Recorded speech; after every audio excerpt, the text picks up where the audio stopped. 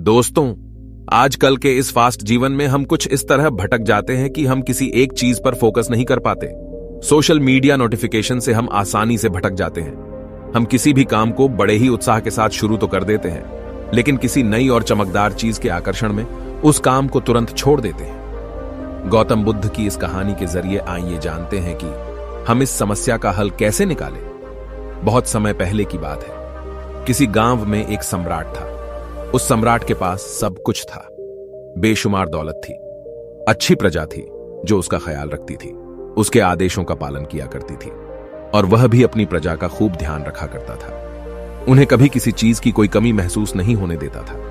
कहने को तो उस सम्राट के पास सब कुछ था, किसी चीज की कोई कमी नहीं थी, लेकिन उसका मन कभी किसी एक काम पर नहीं टिक पाता था। वह जब भी किसी भी चीज को करने का प्रयास करता तो उसका ध्यान कहीं भटक जाता। इस चीज को लेकर वो बहुत चिंतित रहता था। कई बार वो अपने पड़ोसी राज्य के राजाओं से भी मिला था और सभी ने उसे अलग अलग राय दी थी। सभी ने उसे अलग अलग तरीके बताए थे। जो भी तरीके उस सम्राट ने सुने थे, उन तरीकों को अपने जीवन में उतारा, लेकिन उन उपायों से उसे कोई लाभ न मिला, जिस कारण वो हमेशा चिंतित रहता, परेशान रहता। कई बार तो रातों को उसे नींद भी नहीं आती और वह केवल करवटें बदलता रहता। एक दिन सम्राट के कानों तक एक बात पहुंची कि उसके राज्य में एक ऐसा असाधारण व्यक्ति है जिसके शब्द अनमोल हैं, जिसके एक एक शब्द में जीवन का रहस्य छुपा है, जीवन का सत्य छुपा है। और उस व्यक्ति से मिलने के लिए लोग दूर दूर से आते हैं, क्योंकि हर व्यक्ति की समस्या का समाधान वह बड़ी ही सरलता और आसानी से करता है। यह बात सुनकर सम्राट बहुत प्रसन्न हुआ। उसे लगा कि अब उसके सवालों का जवाब उसे मिल जाएगा। इतनी तारीफ सुनकर सम्राट ने यह तय किया कि वह तुरंत ही जाकर उस व्यक्ति से मिलेंगे और उसे यह भी पता चल जाएगा कि जो लोग उनकी इतनी तारीफ कर रहे हैं, क्या वह सच है या नहीं। अगले दिन सुबह सुबह वह सम्राट उस व्यक्ति से मिलने के लिए निकल पड़ा। रास्ता थोड़ा सा लंबा था, जिस कारण सम्राट ने बीच रास्ते में थोड़ा सा आराम किया। वहां पर उपस्थित हर कोई उस व्यक्ति के बारे में जानता था। जब सम्राट ने उनसे उस व्यक्ति के बारे में पूछा तो वे लोग उस असाधारण व्यक्ति की खूब तारीफ कर रहे थे। तभी सम्राट ने सोचा कि लगता है यह व्यक्ति बहुत बुद्धिमान है, बहुत पढ़ा लिखा होगा और प्रभावशाली व्यक्ति होगा, अन्यथा हर कोई उसकी इतनी तारीफ नहीं करता। जरूर ही उस व्यक्ति में ऐसी कोई बात अवश्य है जिसके कारण हर कोई उन्हें जानता है और उनकी तारीफ कर रहा है। उस व्यक्ति की तारीफ सुनकर सम्राट के मन में उस व्यक्ति से मिलने की उत्सुकता और बढ़ गई। अब वह सम्राट जल्द से जल्द उस व्यक्ति से मिलना चाहता था, जिस कारण वह आगे का सफर तय करना शुरू कर देता है। जैसे तैसे वह सम्राट उस व्यक्ति के आश्रम पहुंचा, पर आश्रम में उसे कोई नजर नहीं आया। आश्रम के पीछे एक छोटा सा बगीचा था। जब सम्राट वहां पहुंचा तो उसने देखा कि एक माली बगीचे में काम कर रहा था। उसका पूरा शरीर मिट्टी से लथपथ था, पैरों में कोई चप्पल नहीं थी। इसको देखकर सम्राट ने माली से कहा, सुनिए महोदय, इस आश्रम के मालिक कहां हैं? मैं उनसे मिलने आया हूं। इस पर वह माली जवाब देते हुए कहता है, श्रीमान, आप अंदर बैठिए, मैं उन्हें बुलाता हूं, वह जल्द ही आपसे मिलेंगे। माली की यह बात सुनकर सम्राट अंदर कुटिया में जाकर बैठ गया और उस असाधारण व्यक्ति के आने का इंतजार करने लगा। कुछ देर प्रतीक्षा करने के बाद जब असाधारण व्यक्ति उस सम्राट के सामने पहुंचा, उसने देखा कि यह तो वही व्यक्ति है जो बगीचे में काम कर रहा था। सम्राट ने उन्हें नमस्कार किया और बड़ी हैरानी से कहा, अरे, आप तो वही माली हैं जो बाहर बगीचे में काम कर रहे थे। लेकिन अब की बार तो माली एक बौद्ध भिक्षु के रूप में खड़ा था। तभी बौद्ध भिक्षु उस सम्राट से कहते हैं, सम्राट, मेरा मजाक माफ कीजिए। मैं बगीचे में छोटा सा काम कर रहा था। मैं ही यहां का माली हूं और मैं ही वह असाधारण व्यक्ति हूं जिससे आप यहां इतनी दूर मिलने आए हैं। कृपया करके अपने आने का कारण बताएं। इस पर सम्राट उन बौद्ध भिक्षुओं से कहता है, हे महाराज, मैंने सुना है कि आप जैसा व्यक्ति इस पूरे राज्य में नहीं है। मैंने आपकी तारीफें सुनी है। मैंने आपके बारे में कई सारी अच्छी बातें सुनी हैं। मैंने यह भी सुना है कि आपके पास जो भी अपनी समस्या लेकर आता है, उसकी समस्या का समाधान आप अवश्य करते हैं। इसी कारणवश मैं आज आपसे यहां पर मिलने आया हूं और मैं आपसे उपदेश सुनना चाहता हूं, लेकिन मेरे मन में एक शंका है। इस पर बौद्ध भिक्षु सम्राट से कहते हैं, कैसी शंका? इस पर सम्राट कहता है, मैंने बड़े बड़े विद्वानों को देखा है, बड़े बड़े ज्ञानियों को देखा है। वे जब भी चलते हैं तो उनके पास तरह तरह की ज्ञान की किताबें होती हैं। उनके पास ऐसा कोई न कोई संकेत जरूर नजर आता है जिससे यह पता चल सकता है कि वे लोग ज्ञानी हैं। लेकिन आपके पास तो न कोई ज्ञान की किताबें हैं और न ही कोई ऐसी कला के संकेत आप में नजर आ रहे हैं, लेकिन उसके बावजूद आप बहुत शांत नजर आ रहे हैं। क्या आप मुझे इसका रहस्य बता सकते हैं? इस पर बौद्ध भिक्षु मुस्कुराने लगे और सम्राट से कहते हैं, मेरा ज्ञान तो इस संस्कार में प्रकृति के रूप में हर जगह है। मैं अपना ज्ञान जीवन की सरल और साधारण वस्तुओं से ही लेता हूं। पर महाराज, आप यहां किस समस्या को लेकर परेशान हैं? कृपया आप मुझे आपके यहां आने का कारण समझाएं। इस पर सम्राट कहते हैं, हे गुरुवर, मेरे यहां आने का कारण यह है कि मैं किसी भी काम को लेकर लंबे समय तक उसी कार्य पर अपना ध्यान नहीं लगा पाता। मैं कुछ ही देर में उस कार्य से भटक जाता हूं। कृपया कर मुझे अपने इस समस्या का समाधान बताएं। मैं इस बात से काफी चिंतित हूं। बौद्ध भिक्षु ने सम्राट की चिंता को समझकर कहा, महाराज, आपकी समस्या मुझे समझ आ गई है। आप जिस कार्य पर ध्यान नहीं लगा पा रहे हैं उसके लिए मैं आपको एक उपाय बता सकता हूं, लेकिन आज आपको थोड़ी देर हो चुकी है। आप मुझे कल सुबह मिलिएगा। कल सुबह का समय ठीक रहेगा। कल सुबह जब आप मुझसे मिलेंगे तो मैं आपके सभी सवालों का जवाब आपको दे दूंगा। यह कहकर बौद्ध भिक्षु वापस अपने बगीचे में लौट गए और वह सम्राट भी वापस अपने महल लौट गया। लेकिन सम्राट को रात भर नींद नहीं आई। वह बस यही सोच में लगा था कि आखिर बौद्ध भिक्षु मुझे क्या बताने वाले हैं। वह तो मुझे एक साधारण से माली नजर आ रहे हैं, लेकिन जिस तरह से उनका मन शांत था, जिस तरह से वह शांत नजर आ रहे थे, यह बहुत आश्चर्य करने वाली बात है। रात भर सम्राट इन्हीं ख्यालों में खोया रहा। अगले दिन सुबह सूरज निकलने से ठीक पहले सम्राट उस आश्रम पर वापस पहुंचा। वहां पर बौद्ध भिक्षु पहले से ही उपस्थित थे। जैसे ही सम्राट वहां पहुंचा, उन बौद्ध भिक्षु ने एक पानी का छोटा सा जग उस सम्राट के हाथ में थमाते हुए कहते हैं, इसे लीजिए और पौधों पर धीरे धीरे पानी डालिए। और ऐसा करते करते यह आपके सामने पूरे 15 पौधे हैं। इन सभी पर आपको इसी प्रकार पानी डालते चले जाना है। लेकिन जब आप इस क्रिया को कर रहे होंगे तो उस वक्त मेरी एक बात का अवश्य ध्यान रखिएगा कि आपको इस दौरान कुछ और नहीं करना है, ना कुछ सोचना है और ना ही कहीं आपका ध्यान भटकना चाहिए। आप जब इन पौधों को पानी दे रहे होंगे तो आपका पूरा ध्यान केवल इन पौधों पर ही होना चाहिए। यदि इस बीच आपके मन में कोई विचार आए तो वहीं पर रुक जाइएगा और फिर दोबारा से पहले पौधे से पानी डालना शुरू कीजिएगा।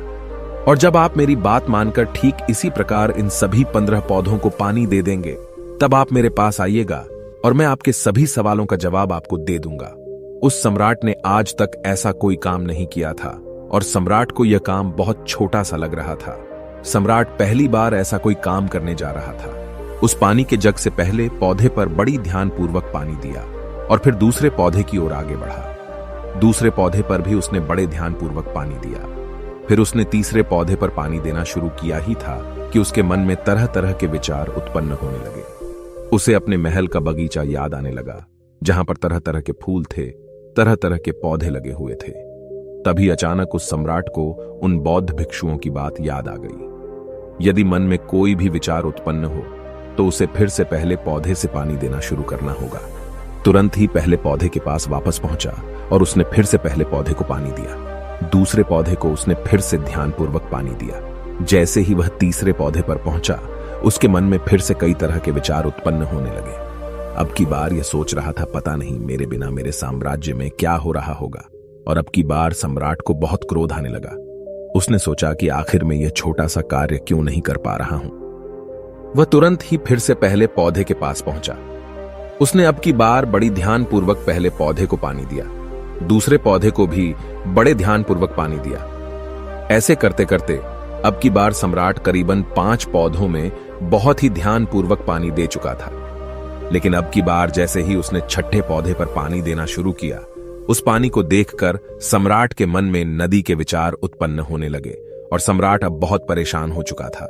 जितनी बार वह पौधों को पानी देने का प्रयास करता, हर बार वह असफल हो जाता। उसका मन उतना ही ज्यादा व्याकुल होता जाता और वह खुद पर क्रोधित हो जाता। सम्राट यह बात बहुत अच्छी तरह से जानता था कि वह भिक्षु उसकी परीक्षा ले रहे हैं। वह बहुत बुद्धिमान था, इस कारण उसने उन बौद्ध भिक्षुओं के सभी नियमों का पालन करना जरूरी समझा। सम्राट जितनी बार भी कोशिश करता, हर बार वह असफल हो जाता। उसका मन उतना ही ज्यादा व्याकुल होता जाता, हमेशा खुद को किसी न किसी विचार में उलझा हुआ पाता। ऐसे ही करते करते सुबह से शाम का वक्त हो चुका था, लेकिन अब तक वह सम्राट पूरे 15 पौधों में पानी नहीं दे पाया था। जब बौद्ध भिक्षु लौटकर शाम को वापस आश्रम लौटे तो उन्होंने देखा कि वह सम्राट थक हार कर बैठा हुआ है और तरह तरह की बातों में उलझा हुआ है। तभी बौद्ध भिक्षु सम्राट के पास पहुंचे और कहने लगे, हे सम्राट, मैं तुम्हारी ईमानदारी से बहुत खुश हूं। तुमने अपने कार्य को पूरे मन और लगन के साथ करने का पूरा प्रयास किया, इसलिए जो बात मैं तुम्हें बताने जा रहा हूं उसे बड़ी ही ध्यानपूर्वक सुनना और समझने का प्रयास करना। जब हमारा मन विचारों से खाली हो जाता है तब उसमें मन का असली स्वरूप नजर आता है। तब साधारण से साधारण सा काम भी हमें ज्ञान और शांति देता है। इस पर सम्राट उन बौद्ध भिक्षुओं से कहता है, हे महाराज, पर यह कैसे संभव है? मैं तो जब भी कोई कार्य करता हूं तो मन में कई तरह के विचार उत्पन्न होते हैं और मैं उन विचारों में फंस कर रह जाता हूं और वहां से बाहर निकलने का कोई रास्ता मुझे नजर नहीं आता। तभी बौद्ध भिक्षु मुस्कुराने लगे और सम्राट से कहते हैं, हे सम्राट, तुम पौधों में पानी नहीं डाल रहे थे, तुम तो जल्दी जल्दी अपने इस कार्य को बस खत्म करना चाहते थे।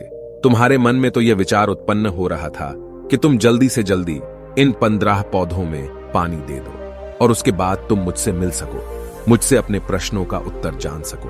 किसी कारणवश यह कार्य तुम्हें बोझ सा प्रतीत हो रहा था, मानो मैंने तुम्हारे कंधों पर एक बड़ा बोझ रख दिया हो, और यही कारण है कि तुम अपने आप को इस पल में रोक नहीं पाए। जब हमारे सामने पड़ा हुआ कार्य बोझ लगता है तो हम उसे बस जैसे तैसे खत्म करना चाहते हैं और उस काम को करते समय हम अपना पूरा ध्यान उस कार्य पर नहीं दे पाते। किंतु अगर तुम इस पल की महत्व को समझ पाते, इसके महत्व को महत्व दे पाते और केवल पौधों और पानी पर ध्यान देते तो तुम्हें कोई भी विचार परेशान नहीं कर पाते। इस पर सम्राट कहता है, हे महाराज, मुझे आपकी यह बात समझ में आ रही है कि मैं जल्दी जल्दी इस कार्य को खत्म करके आपसे मिलना चाहता था, जिस कारण मेरा मन इस कार्य में पूरी तरह से नहीं लग सका। लेकिन यह एक पल है जो हम जी रहे हैं, उस पल में रहना बहुत कठिन है।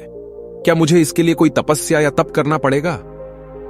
इस पर बौद्ध भिक्षु एक बार फिर मुस्कुराने लगे और सम्राट से कहते हैं, जिस शांत मन की तलाश तुम कर रहे हो वह शांत मन तो पहले से ही मौजूद है, वह तो पहले से ही तुम्हारे भीतर है। इसके लिए तुम्हें कहीं भी जाने की कोई आवश्यकता नहीं है और न ही तुम्हें कहीं शांत जगह जाने की आवश्यकता है। इसके लिए कुछ जरूरी है तो वह है अपनी सांसों पर ध्यान देना। इसलिए अपनी सांसों पर ध्यान देना सीखो। हम किस तरह से सांसें ले रहे हैं और किस तरह से छोड़ रहे हैं, इस बात को देखने और समझने का प्रयास करो। तब तुम्हें यह समझ में आ जाएगा कि तुम्हारा शांत मन तो तुम्हारी सांसों के साथ ही बना हुआ है। उसके बाद तुम चाहो तो कोई भी कार्य करते वक्त भी अपनी सांसों पर ध्यान दे सकते हो। जब तुम कहीं चल रहे हो, कहीं दौड़ रहे हो, कोई ऐसा कार्य कर रहे हो तो तुम्हें अपनी सांसों पर ध्यान देना चाहिए, या कोई भी ऐसी क्रिया जो तुम्हें वर्तमान से जोड़े रखे। इसका एक और तरीका है, 2-4 मिनट अपने आसपास के प्रकृति पर गौर करो। देखो कि क्या चल रहा है तुम्हारे आसपास। इससे तुम वर्तमान में आ जाओगे। फिर तुम अपने कार्य को जल्दी जल्दी बस यूं ही खत्म नहीं करके उसे पूरे मन से करने का प्रयास करो, जिससे तुम्हारा मन एकाग्र होगा। और जब तुम्हारा मन एकाग्र होगा तो तुम चाहे कोई भी कार्य क्यों ना करो, फिर चाहे वह छोटा हो या बड़ा, तुम्हारा मन उसमें पूरी तरह से विलीन हो जाएगा और वह कार्य ही तुम्हें शांति और ज्ञान भी प्रदान करेगा। ऐसे समय पर हमारे मन में किसी प्रकार के कोई विचार उत्पन्न नहीं हो पाते, और जब हम ऐसा करते हैं तो कर्ता और कर्म एक हो जाते हैं और हमारे भीतर की जो शांति है वह प्रकट होने लगती है। हम उसमें मग्न हो जाते हैं। इसे तुम चाहे तो आनंद कह सकते हो या फिर वर्तमान में जीना कह सकते हो, और यह अवस्था बड़ी सरलता से प्राप्त भी कर सकते हो। बस तुम्हें केवल अभ्यास करना होगा। बौद्ध भिक्षु सम्राट से कहते हैं, जो मन मुश्किलों में शांत रहता है, मुश्किलों से भागता नहीं है, केवल सचेत रहता है, वह मन हर परेशानी को पार कर सकता है, हर दुविधा से बाहर निकल सकता है। सम्राट को उन बौद्ध भिक्षुओं की यह सारी बातें समझ में आ चुकी थी। उसने उन बौद्ध भिक्षुओं को प्रणाम किया और वहां से वापस वह अपने राजमहल लौट आया। उसने अपनी सांसों पर ध्यान देना शुरू किया और धीरे धीरे इस निरंतर अभ्यास के कारण वह अपने हर कार्य को ध्यान और मन लगाकर किया करता था, जिससे उसे असीम शांति मिलती थी और वह छोटे छोटे कार्यों से भी बड़ा से बड़ा ज्ञान प्राप्त कर लेता था। इसलिए दोस्तों, कभी किसी कार्य को बोझ मानकर मत कीजिए। क्योंकि यदि आप उसे बोझ मानेंगे तो जल्दी जल्दी उसे आप अपने ऊपर से उतारने का प्रयास करेंगे, अर्थात उसे जल्दी जल्दी खत्म करने का प्रयास करेंगे। लेकिन इस प्रयास के दौरान आप जो भी कार्य करेंगे वह पूरे मन और लगन से नहीं हो पाएगा, और ऐसे में आप उस कार्य को जो अंजाम देना चाहते हैं, हो सकता है कि आप उसे अंजाम भी न दे सकें, और इसी कारणवश आपके मन में तनाव भी पैदा हो जाता है। हम चिंतित रहने लगते हैं, परेशान रहने लगते हैं, क्योंकि जो अंजाम हम उस कार्य को देना चाहते थे, अंजाम हम उस कार्य को न दे सकें। और हम में से अधिकांश लोग यही गलतियां करते हैं। जब उन्हें कोई कार्य सौंपा जाता है तो वह उस कार्य को करने का प्रयास तो करते हैं, लेकिन वह चाहते हैं कि वह कार्य कितनी जल्दी खत्म हो जाए, और वह उस कार्य को करते वक्त अपने आप को वहां नहीं रख पाते, बल्कि उनका मन तो कहीं और ही भटकता रहता है, जिससे हमारा मन हम पर हावी होने लगता है, हमें तरह तरह के विचार दिखाता है, और हम उन विचारों में डूबते चले जाते हैं, हम उन विचारों में फंसते चले जाते हैं, और फिर वहां से हमें निकलने का कोई रास्ता नजर नहीं आता, जिससे हमारे मन में तनाव पैदा होने लगता है। हम बहुत परेशान रहने लगते हैं, हम चाहकर भी किसी कार्य को नहीं कर पाते, और जो कार्य हमें वर्तमान की ओर ले जा सकता था, उस दरवाजे को हम खुद ही बंद कर देते हैं, क्योंकि वह कार्य हमें बोझ लगने लगता है। इसलिए जब भी आप कोई कार्य शुरू करना चाहते हैं तो उससे पहले अपना पूरा ध्यान अपनी सांसों पर केंद्रित करें, और फिर आप चाहें तो अपने काम के दौरान भी अपनी सांसों पर अपना ध्यान लगाए रख सकते हैं, और यही सांस का जो ध्यान है, यह आपके काम के ध्यान में परिवर्तित हो जाएगा, और इस कार्य में जो भी कठिनाइयां उत्पन्न हो रही हैं उसे आप पल भर में सुलझा देंगे, फिर चाहे कैसी भी विपरीत परिस्थितियां आपके सामने क्यों ना आ जाए। आप उस कार्य को पूरे मन और लगन के साथ पूरा करके ही रहेंगे।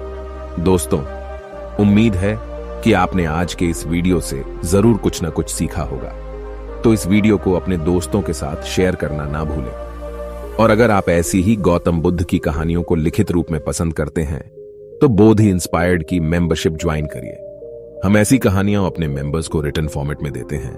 हमें ऐसे ही सपोर्ट करने के लिए चैनल को सब्सक्राइब भी जरूर करिए। तो चलिए मिलते ऐसे और वीडियो में, तब तक के लिए अपना ख्याल रखें। धन्यवाद। नमो बुद्धाय।